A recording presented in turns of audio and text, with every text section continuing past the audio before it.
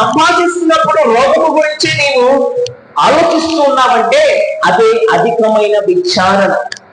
చూడండి, మన హృదయాల్లో మనకు అధికమైన విచారణ ఉండకూడదు.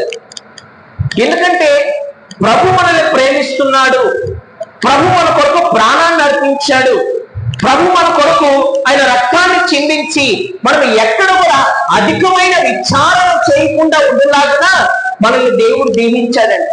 అయితే నీవు మాత్రం నీ కుటుంబాన్ని బట్టి నీవు అధికముగా విచారణ చేయించున్నావు, నీ పిల్లలు బట్టి అధికముగా విచారణ చేయించున్నావు, లేదా నీ పనిని బట్టి అధికముగా విచారణ చేయించున్నావు, లేదా నీ యజమానుడు బట్టి, నీ పిల్లలు బట్టి, నీ కుటుంబాన్ని బట్టి నీవు అధికముగా విచారణ చేయించున్నావేమో.